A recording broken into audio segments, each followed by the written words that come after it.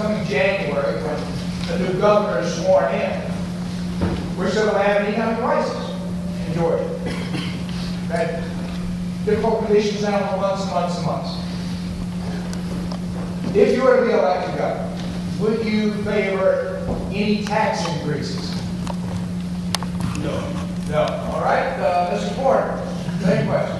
I know you say yes or no. I I have laid it out that there are three things we've got to do. We have people who are cheating on their sales tax. We'll collect that first. Secondly, we will undo some of the tax credit and exemptions.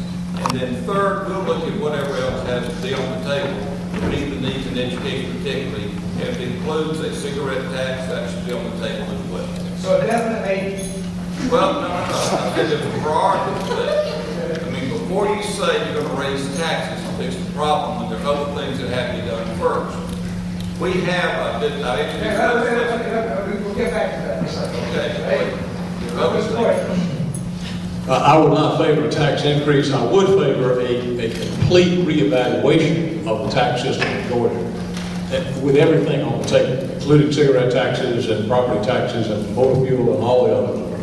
So it could possibly be that the study suggested that it was necessary? It could happen, but I don't favor it. Okay, all right. So it sounds like nobody is in favor of increased taxes. So under some conditions, you might support them, but that would not be a first option. Okay.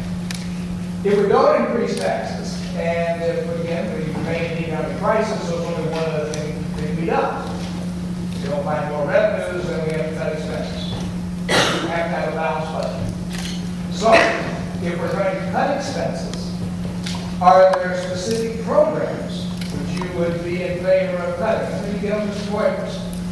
I want to argue with the question a little bit, because increased revenue does not necessarily mean new tax. As DeVoe said, and bear in mind, I was Deputy Commissioner of Revenue for 4 years, so I've got some familiarity with what I'm talking about. We have a chronically underfunded and understaffed audit and collection arm of the Georgia Department of Revenue.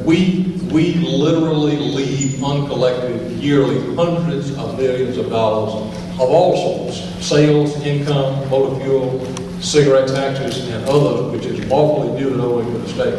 So before I would want to talk about raising taxes, I'd want to make sure that the revenue system itself works right. Now, as far as what to cut, I think there are some shining examples of bad priority setting. Horse parks, fish ponds, the Little League campus in the governor's home county, the College Football Hall of Fame.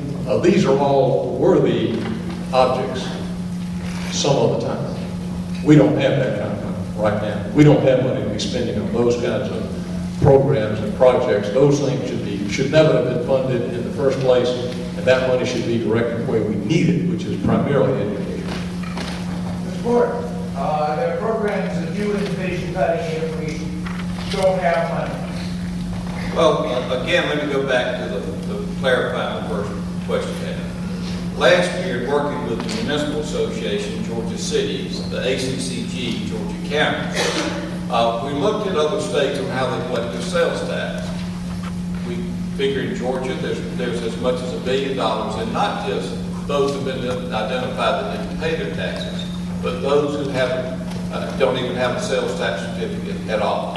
I introduced legislation called the Point of Sales that Alabama had adopted. It was killed in committee last year. We raised so much sand about it, we had 2 pilot studies done, Hall County and Lowndes County. Out of those studies, it showed that 25% of the businesses that had business licenses did not have sales tax certificates. 25%.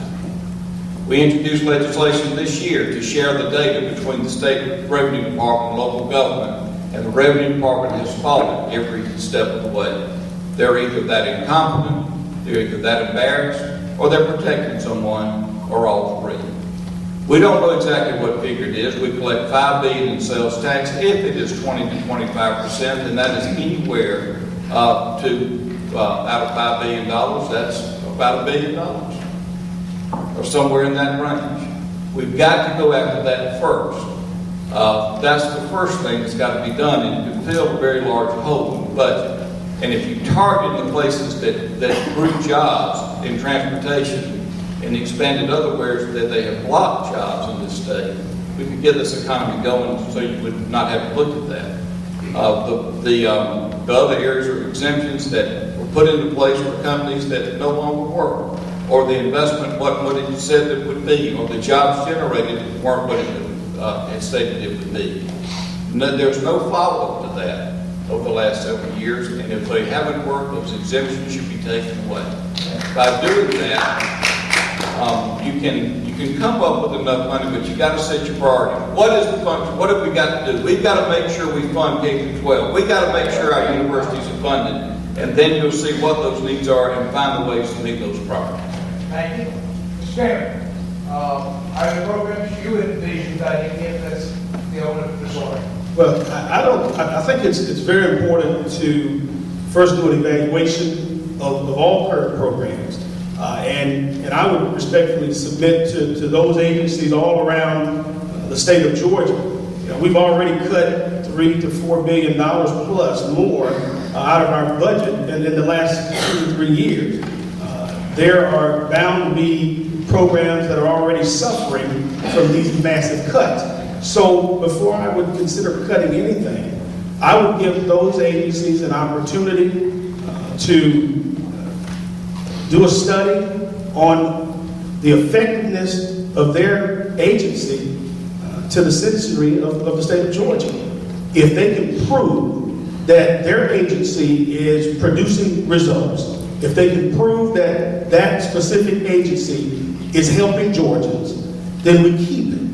If they cannot prove that they have solid results, then we will consider cutting that agency. But one thing that we've got to do, we've got to also find out what impact will be made on Georgians if any programs are cut. Because one program might be important to one person, and then maybe another program might be important to somebody else. So, you know, we've already had, like I said, billions of dollars in cuts, and I don't think Georgians can stand too many more cuts.